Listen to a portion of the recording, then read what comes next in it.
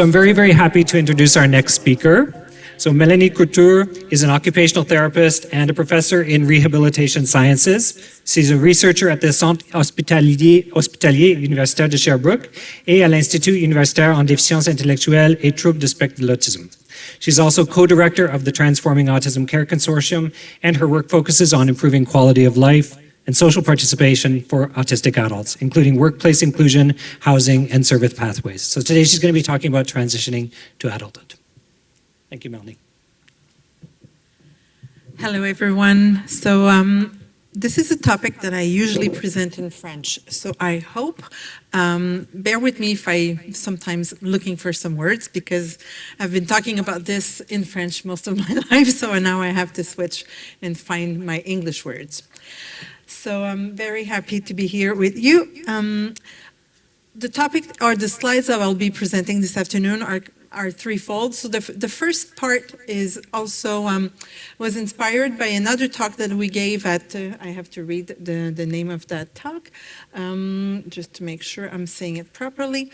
It was Mieux comprendre la diversité. So it was, it's a conference that used to be run around Quebec province for parents and all kinds of stakeholders. So we developed this talk with Sophia Slin, she's an occupational therapist, and Sonia Laverdière. So the first maybe 10 slides were very inspired by that talk that we gave together. And also you'll see some slides on empowerment, and these slides were translated, adapted, worked on, but they are from a training program that I took with Martin Cahouette on empowerment. So I just want to give credits to these colleagues who are doing also a great work on these issues. So I'm going to cover 3 objectives today. So I will try to provide insight to better guide adolescents to transition into adult life. I try to identify effective supportive attitudes to maximize the potential of adolescents, and also explain what we call in French the TEVA, but today I will try to think about the TESA or the TESA. I don't know if you even use that word, but I might, if you hear TEVA, this is what I'm referring to. So there are many questions, and this morning we heard Charles Lafortune and Sophie, like when their son was 17, what is going to happen next? What is going to happen to my son, to my teenager? What are the options that we have? So, of course, this question of autonomy, independence, how are they going to survive without us as parents? So my talk is really mainly targeted to parents, but as teachers, you can totally do the translation, but I am addressing mainly in the perspective of parents. So parents, of course, they worry, are they going to do other higher level studies? Are they going to go to the university, college, or even what happens if they are in a special school and after 21, like this amazing place? We're happy that something happens after 21, but that's not the fact in many other places. The driving license, will they have a job? What kind of occupation will they have after they're 21? How are they going to survive financially? What are going to be their revenue? Where are they going to live? And what kind of support? Who's going to be there? There might be some siblings, friends, but who's going to be there to support them? So many, many questions, of course, are happening in the mind of any parents, but of course, parents with special needs children, of course, it's getting much more salient and much more preoccupying. So what is this transition to adulthood? So it's a gradual process. It's gradual, especially for youth with atypical neurological development. We know that they have delays or they learn slower some skills. Of course, the transition is going to take longer as well. So it's not because they're 18 or they're 21. Legally, they might have a new hat, but their development is going to take the time that it's going to take. So of course, we need to anticipate that at 25, they'll still be in transition, and maybe even at 30, they might still be in transition.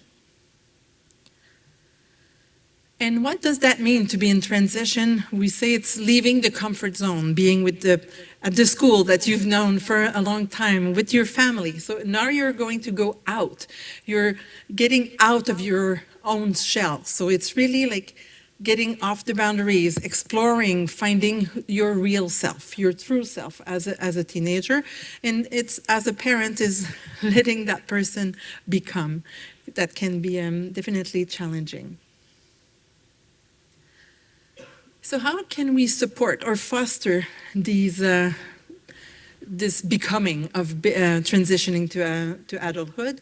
So we talk about the favorable attitude. So as a parent, but also as a community, as teachers, as OTs, for example, to be warmly present and attend. Oh, it's funny.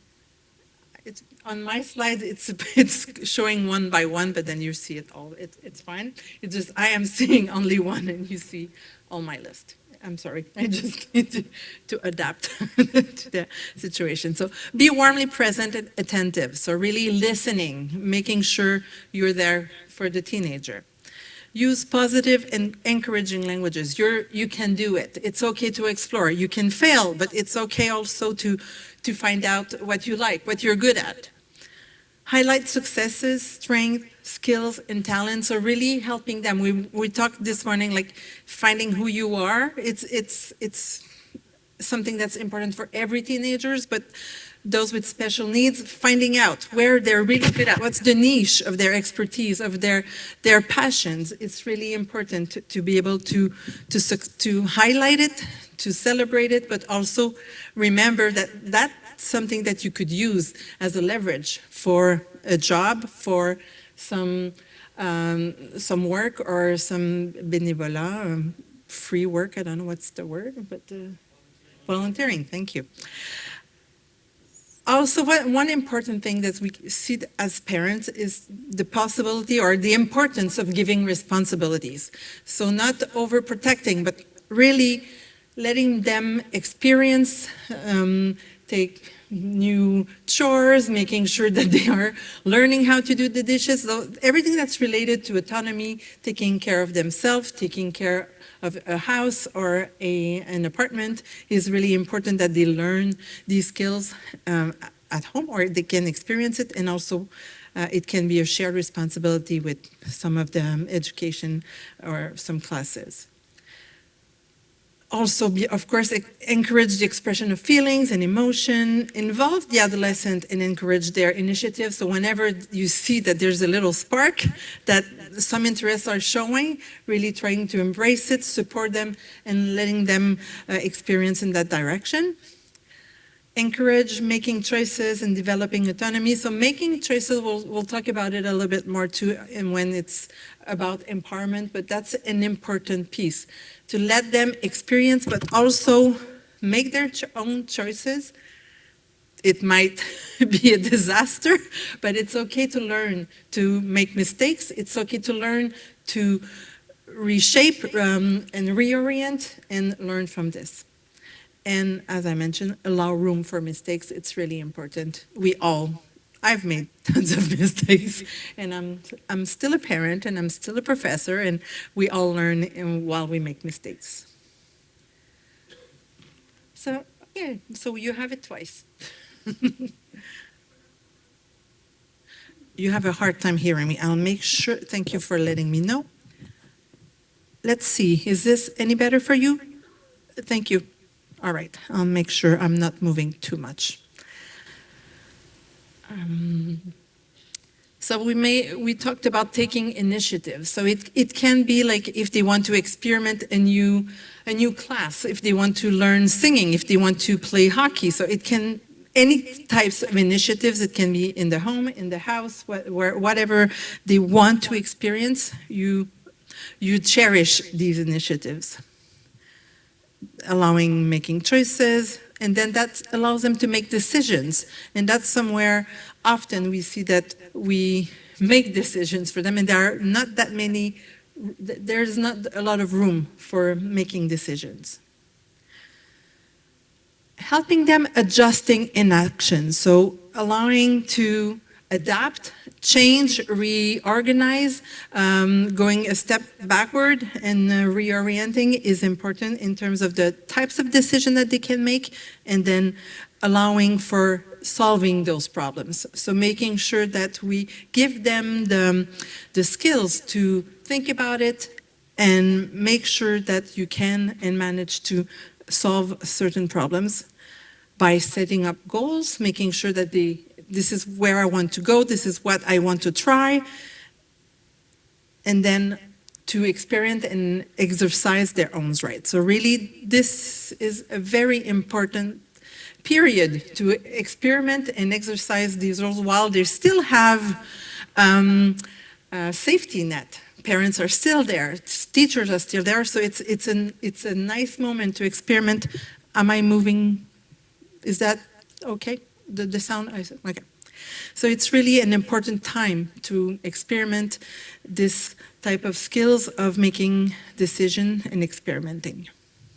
The problem-solving steps are really important. So we have to help them also figure out, when is this a problem? So sometimes they don't see it as a problem, so we need to help them figure out what is a situation that's problematic. So help them to identify the problem. And then, okay, if there is a problem, what do we do?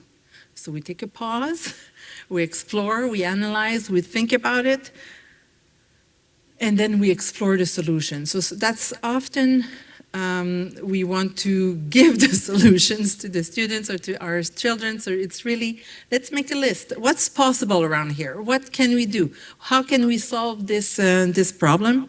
And make a list, everything that's possible. You don't need to narrow the possibilities.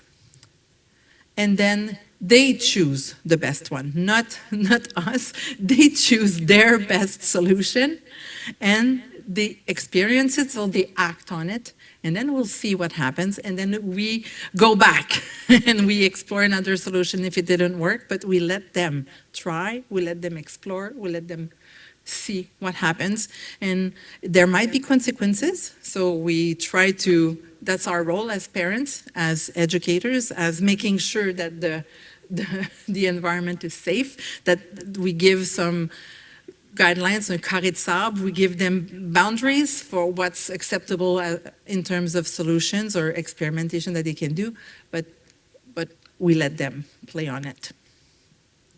So for example, a young person is often last minute or late when taking the bus, the public transportation.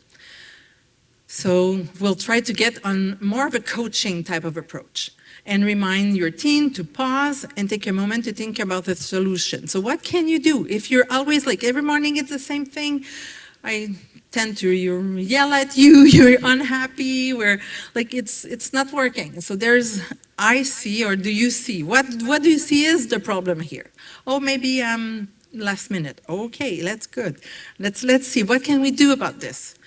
Do they have a plan? So if needed, sit down with them to create an action plan to find a solution. So we let them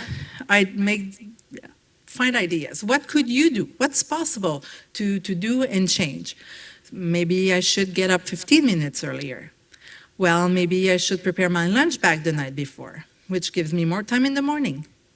Maybe I have to watch. I have a watch that rings 10 minutes before the departure time. So really having, and maybe you'll try one at a time, maybe you'll put the three solutions together and see, and then you let your team decide what you think is going to work best and what would be the best solution for them, and to apply and see if it works, and then you have a backup solutions to try something else if it doesn't work. I would say you don't need to have a child with special needs, just teenagers in general. You need to, I do that often at home as well. So why is it important to work on empowerment, making choices, and having this positive impact? Whoa, it looked much bigger. Can you read this? Yeah, okay. So the positive impact will be that the young person feels a sense of competence because they found their own solutions. The young person feels that they have power over their life. After a positive experience, the young person is more likely to look for solution the next time. So they know that they can find solution and that it's working. They learn to face their problems and build confidence. So problems are, we all have problems all the time, and we need to find solutions. So it's just not a stop. We need to find solution and move forward. This allows them to have better control over their emotion and reduce their anxiety.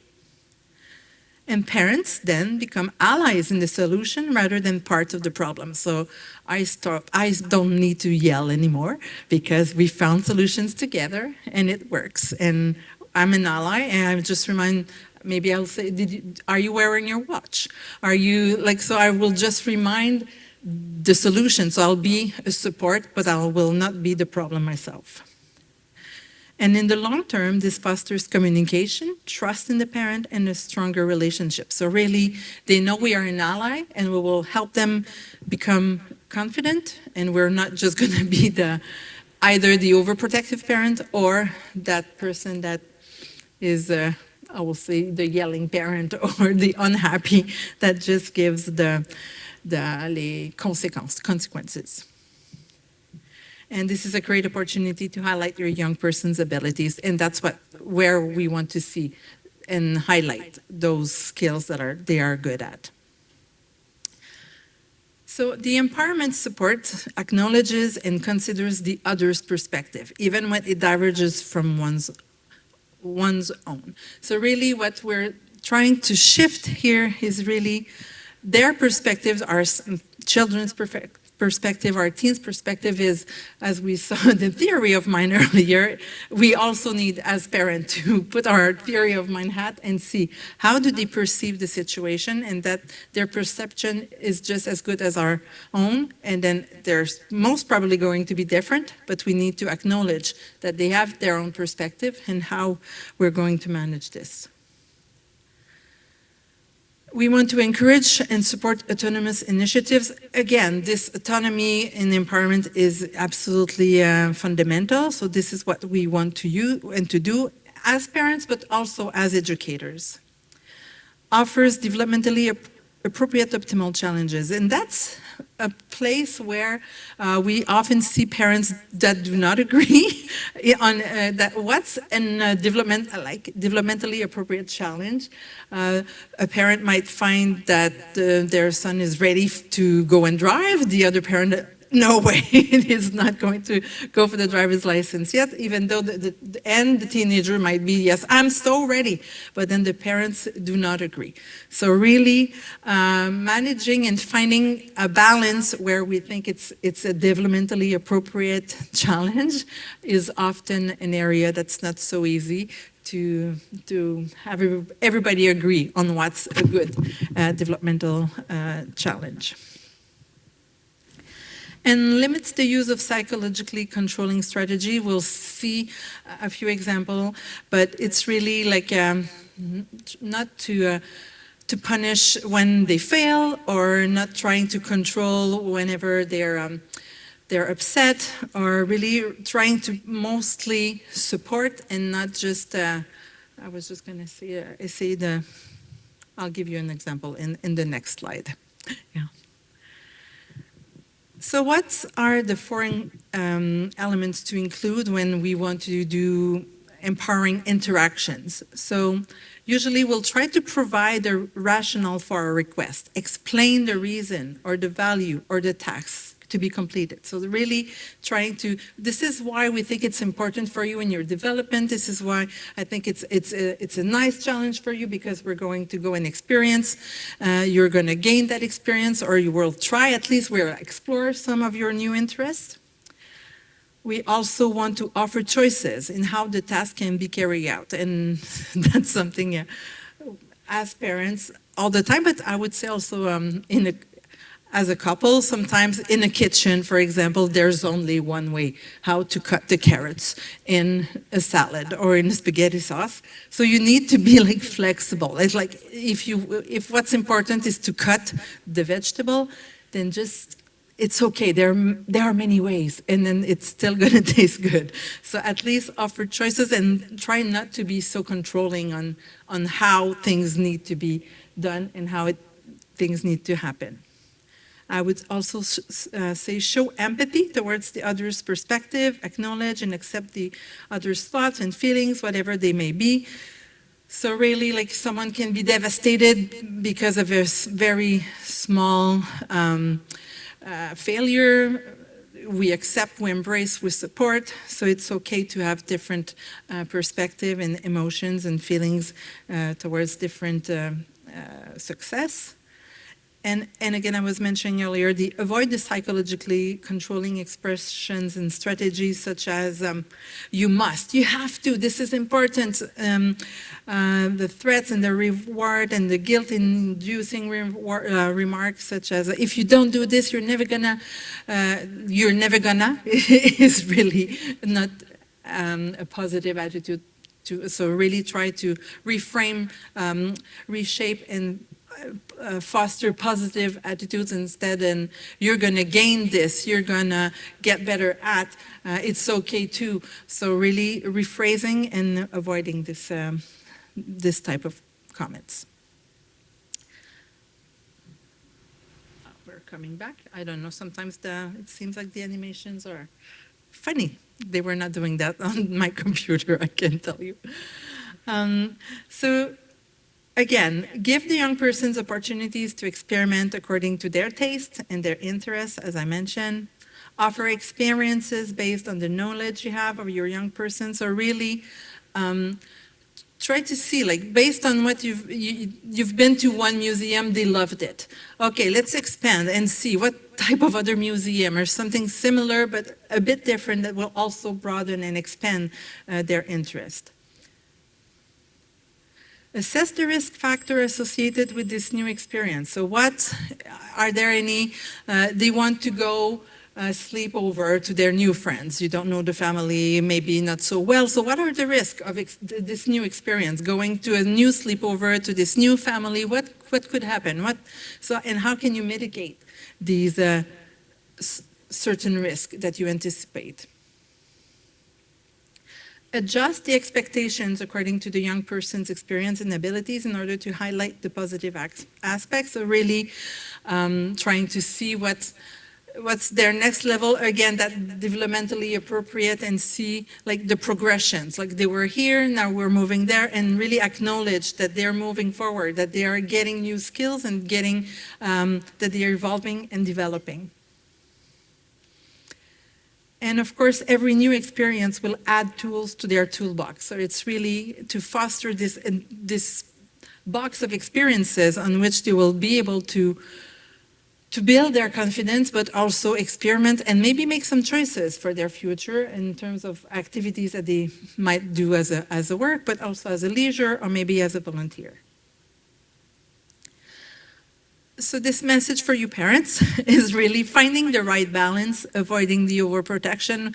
So I totally understand that we all tend to be protective of our children. Of course, we want the best for them. We want them to be safe. We want them to be happy.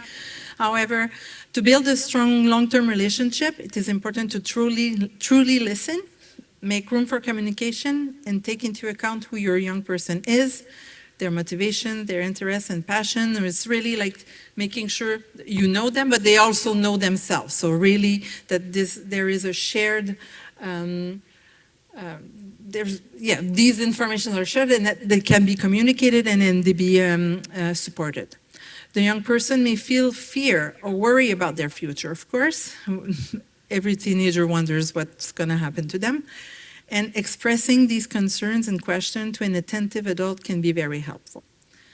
And overprotection can have a negative impact on, of course, self-esteem. If they think their own parents don't think that they can go out and do things, who else are going to believe in them? Support them and help them manage their stress, their anxiety. It can impede their initiative and their ability to take action, of course, and the relationship between the young person and their parent will, of course, be affected by this feeling of, I would say, oppression, that they cannot explore and go out and be themselves. And again, self-esteem, what we want to see is, of course, self-confidence, feeling of belonging, this identity, feeling of competence, but then what we want to see is oneself realistically, that yes, they have strength, they have interest, they have passion, but and of course, most of the time they really know about their challenges. To accept their strengths and weaknesses, of course, but that we value them with all this portrait, that they are important, that they have value, that they can contribute somehow to society and to the family, of course, and that that they learn that it can be recognizable, that we can recognize their contribution, their value, their importance. So how do we do this to get success? Offer your adolescent opportunities to experience on a daily basis the full range of adult tasks. So it can be making up appointments with the hairdresser, the doctor, the dentist. I know for my son, if I say you take the phone and you take an appointment, he's falling apart. Like he's 15 and there is no way. They're all on their phone all the time, but not to talk. That's what, for me, a telephone is to talk now. So really, making an appointment is the worst thing I can ask him to do. Using the public transportation, shopping for clothes and hygiene products, cooking a meal, ordering at restaurant, being aware of food-related services, how do we work and how do we tip and who and how. Being familiar with their personal documents, making sure that I'm really sharing I have a 15-year-old, as you can. So he was renewing his carte d'assurance maladie, the health insurance card. So I made him go online, make his own appointment, go by himself. I didn't go with them, like he was panicked that I wasn't going to be there, take a photo. So it wasn't a big deal, but really, so if for a neurotypical adolescent, I can see it's very different, very difficult. So I can see that these are important steps for any individuals to learn and have the opportunity to be stressed out that their mom won't be there, and then it's going to be okay. Being familiar with their personal documents, as I mentioned, exactly.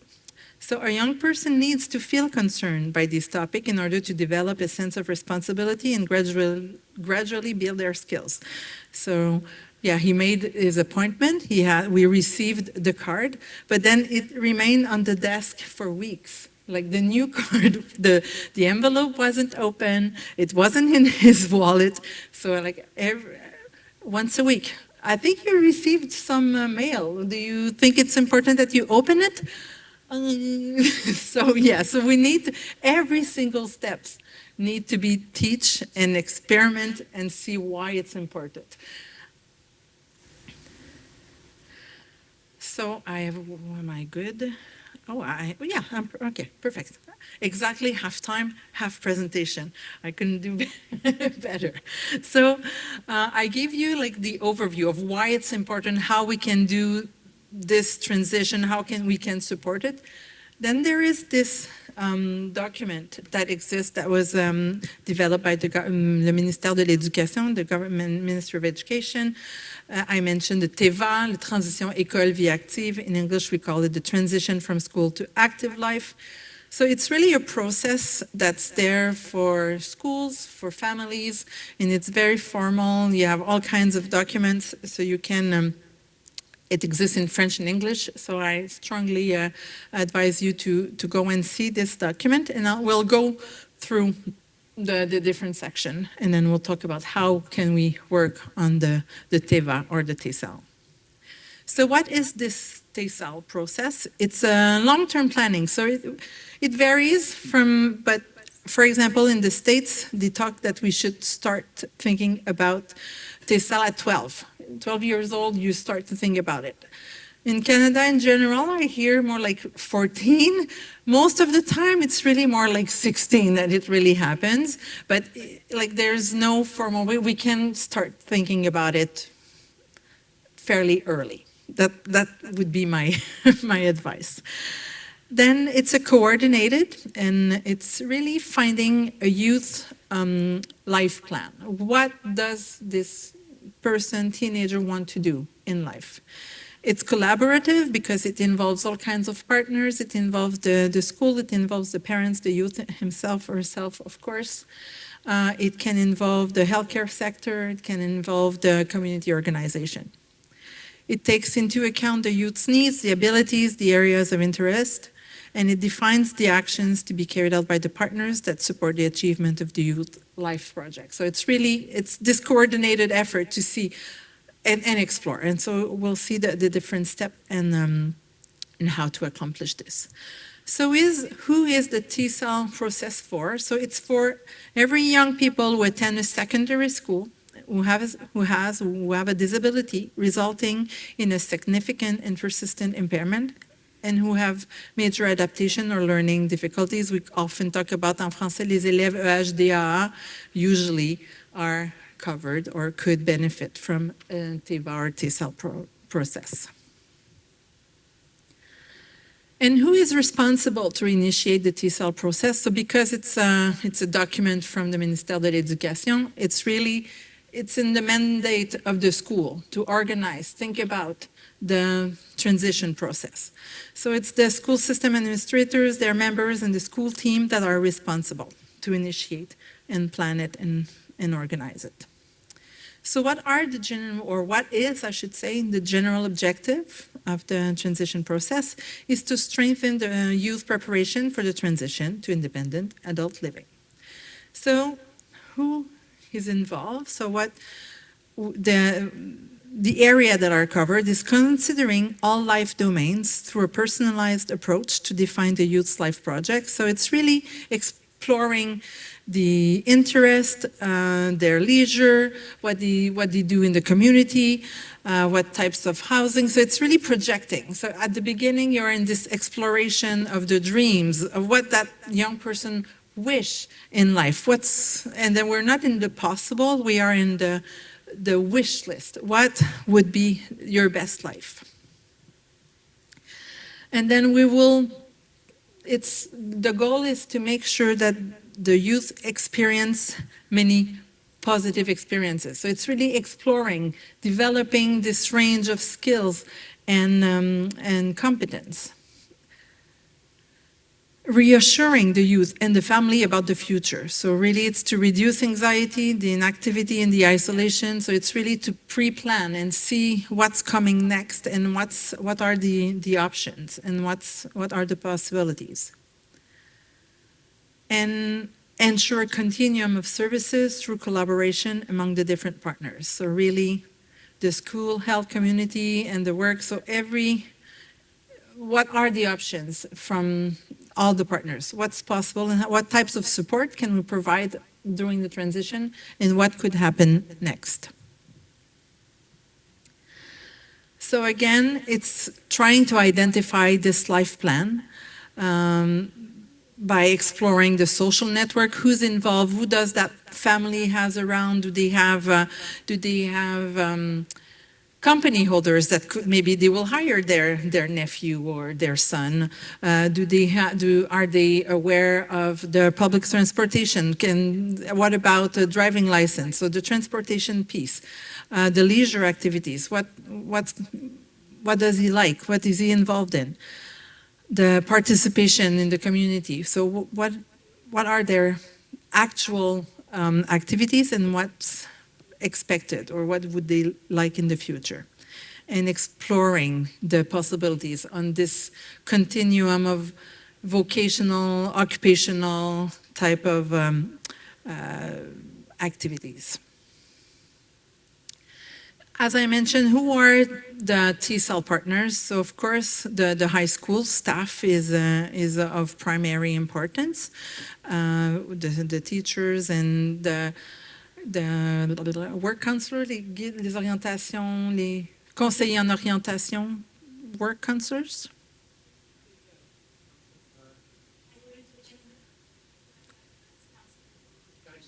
Guidance counselors, les conseillers en orientation. They help figure out what are the future programs at university and college in adult sectors as well. Of course, it is centered around the youth. The youth is the primary, and she just left, but this morning we talked about the importance of involving the youth themselves and the person. The parents, the caregiver, and the significant caregiver.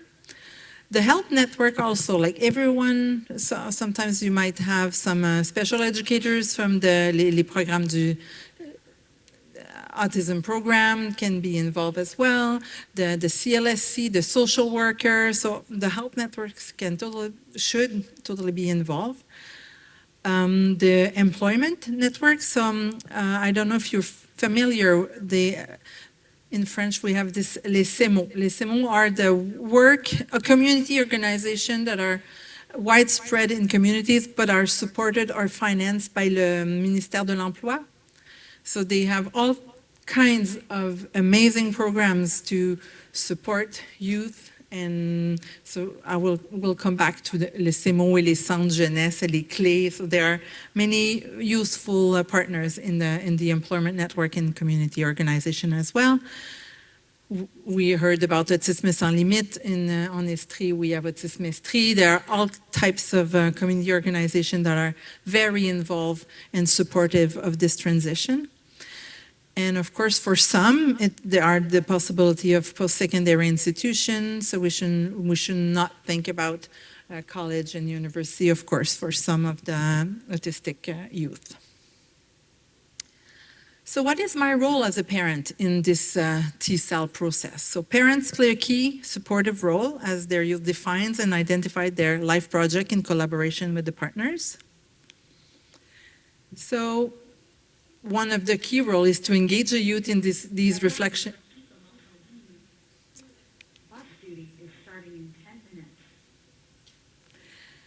So engage the youth in reflective discussion about their future possibilities, their interests and strengths and needs. So really like this empowerment, knowing themselves issue that we've talked a lot today.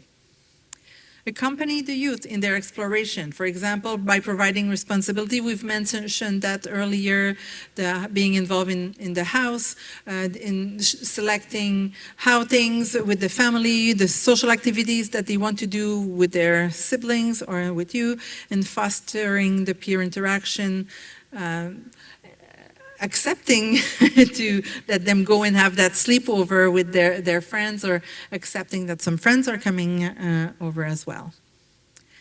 Jointly analyze the youth experiences to support the self-assertion. So whenever, like, helping them to discover and analyze, like, oh, so was that a good experience? Why was it such a good experience? What did you like? How did it go? How good were you? And what was good about this experience? And how did you work it around if it wasn't such a good experience? What could be done differently the next time? So really having this discussion with them is really important in terms of decision making, but also these problem solving abilities that they will get trained if you do it regularly with them, and they will be able to much better analyze these situations.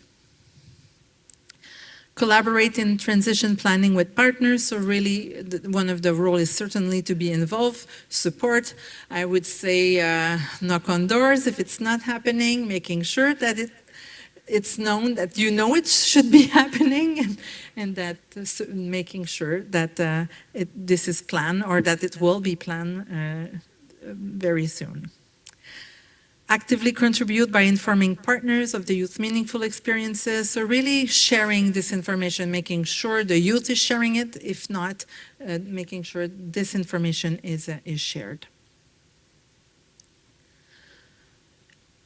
So the school, what can the school do, or what should the school do? So as I mentioned earlier, it's in the mandate of the school to initiate this process of identifying the life project and aligning it with the youth's interests and abilities. Designate a staff member within the school who will collaborate with other stakeholders, including parents and their youth. So really identifying who are the key players for this youth. So is it going to be a specific teacher, or is it going to be le conseiller en orientation, the guidance counselor? So who should be involved and who should be involved to support this process for this particular youth? Provide the youth with opportunity to choose and explore their options. So depending, of course, on the profile, or is it a special school, is it a special class, or is it like a regular class? So what can we do? What are the options for exploration, and where can we involve them? Analyze with the youth the success conditions emerging for their lived experience. So again, making sure that the strength, the weaknesses, but the solutions and the partners and who should be involved. And so really that it's known and it's capitalized one experience after another to make sure that we are really building this success. Follow up with the families and the other partners, so really like in terms of the organization of these meetings, raising the awareness among the stakeholders about the integration challenges faced by youth. So sometimes maybe they'll have a stage or an internship. It can be a fantastic experience. So really, what went well? What was the success? What was the support that really was appropriate and helped the success? Or it could have been maybe it was a disaster, and then why was it such a disaster? What went wrong? What was not put in place? Or what were the conditions that made it unsuccessful for this youth? So we're not redoing the same types of error with this youth. Inform the families about the resources available to use. The website developed the career guidance counselor in Quebec to help parents better support their youth and their educational pathway. So you have the website. I believe this link is to the French version, but it exists in English as well. And how do we involve, or what's the role of the health network? So similar responsibilities, of course, but they are not the leaders. So they are there to provide opportunities, to provide the support, share the experience they've had. What was working with this family? What was working with this youth? What were the successes? What were the support put in place that really made a difference in the life of this family? Participate in the transition planning. Of course, they should be invited, and they should send someone from the health network to participate. It can be the special educator, it can be the social worker, it can be the OT, it could be anyone who's been involved with this youth in the past. Designate a responsible person with the health network, as I mentioned, who will coordinate the transition and communicate with the youth, the parents, and define the roles and responsibilities of each actor in the transition in consultation with the other stakeholders.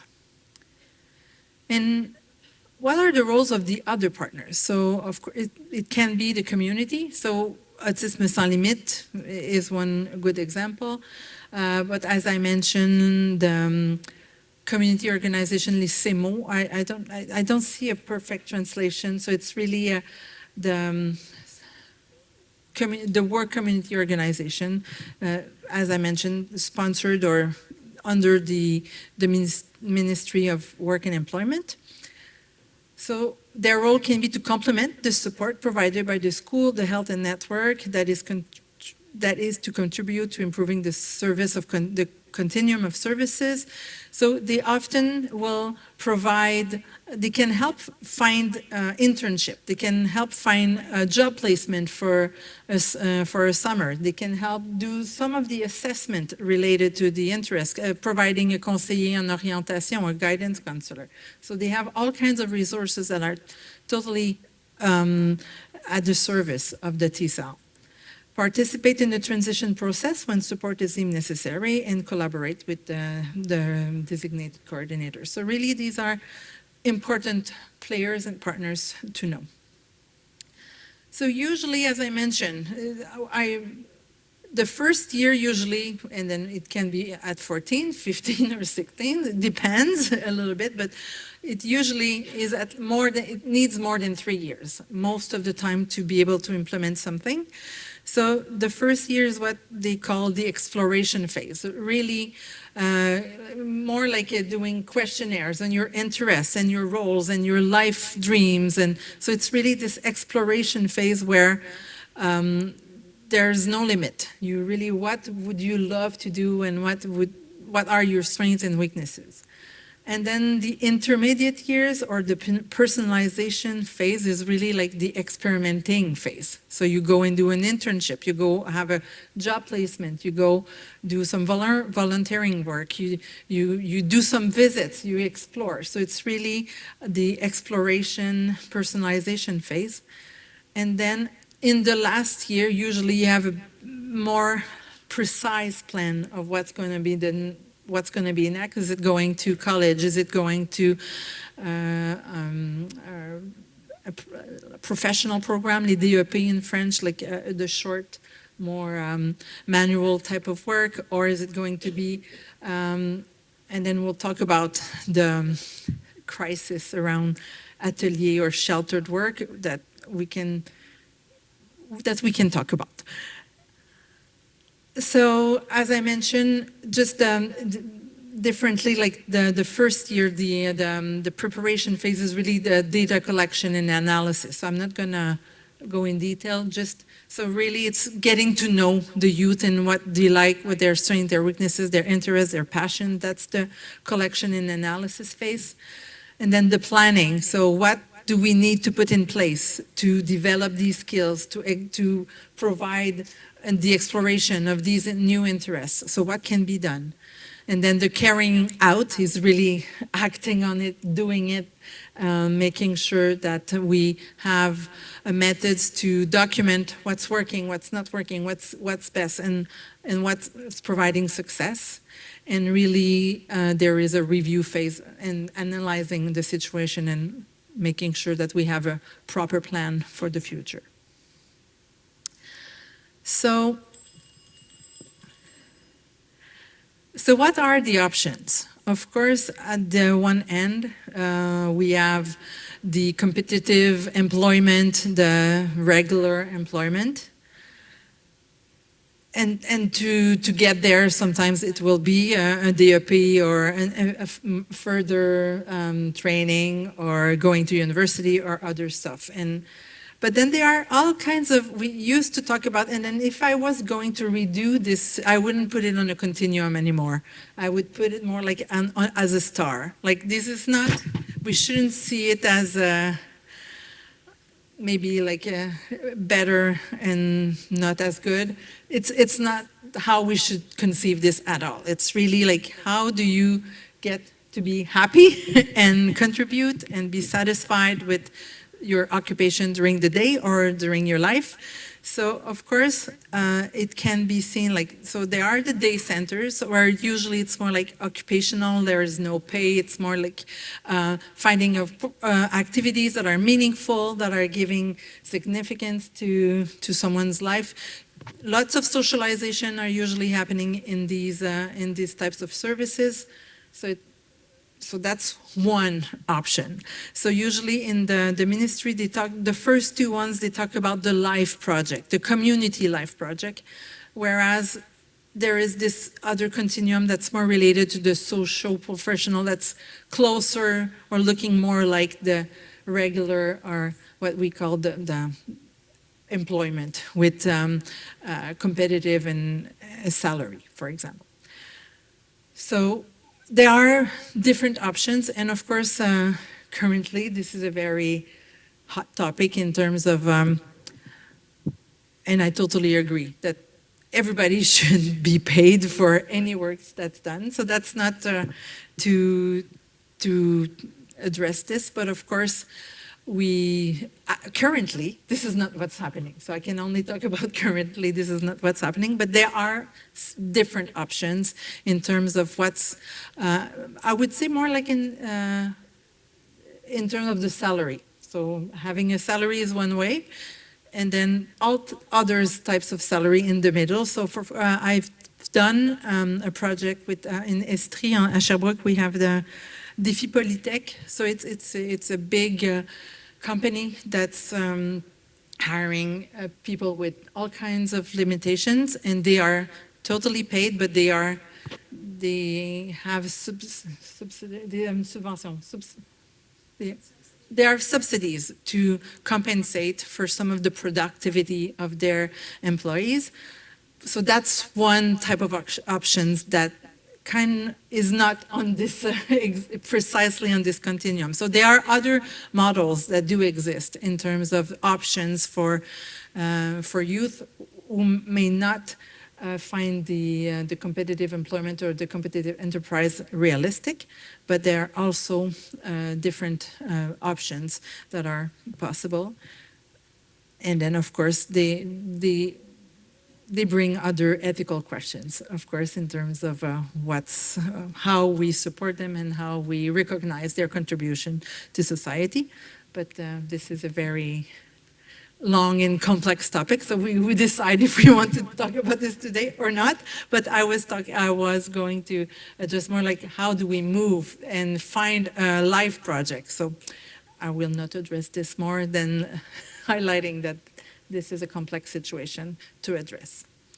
So what are if the socio-professional continuum is possible or desired by youth, the employability organization, as I mentioned, the CEMO, they have specific programs for individuals with disabilities, so the specialized employment services. They can support for job searching, they can support for job retention, so sometimes they will have a job coach to accompany and help the employers receive this new employee to make sure that the proper supports are provided. And these organizations really usually maintain very strong partnership with employers, so they're known, those who are very willing to accept internship or stage or certain summer jobs, for example. As I mentioned, in other types of services is the Carrefour Jeunesse Emploi. So again, for youth, it's really helpful. They have special programs for, I'm sorry, I didn't see how much time I have. Oh, perfect. Thank you. So they have this program, Des Paraneufs, for youth, where they can really support and provide guidance and coaching and some training in terms of how to perform in an interview and how to prepare for an interview and prepare your CV. So really they are really good at providing this type of services and support. Of course, the community organization are important. La FQA, la Fédération québécoise de l'autisme, la Société québécoise de déficience intellectuelle, they have all kinds of initiatives and support that can be provided. I would say most local, les OPHQ, l'Office de la protection OPHQ des personnes handicapées du Québec, have local and regional chapters, so they can also be of support to organize the transition and be involved in defending some of the rights that can sometimes be needed to put forward. So, to conclude, I'm perfect. True or false, and then you will have the answers on the next slide. So I must, as a parent, I must decide for myself how to plan my teen's future because they will not be able to do it on their own. True or false? False. I must encourage my teen to explore their environment and talk about what they like or dislike so that they can recognize their own interests. True. I must let the teachers, educators, and other professionals do their work because they know what is best for my teen. False. I must get involved in my teen's orientation process because I am the person who knows them best and who will be the most present to support them regularly. True. I must support my teen if they wish in maintaining and developing their abilities with the help of professionals so that they can move towards their life projects step by step. True. When my teen has reached their life goal, they will no longer need help. I will have to continue supporting them after their integration if they wish, so that they benefit from reassuring guidance and can continue to progress in their new environment. And my teen will remain in the environment they have integrated into for their whole life. False. Donc, false. So thank you for your attention. Questions? Two questions.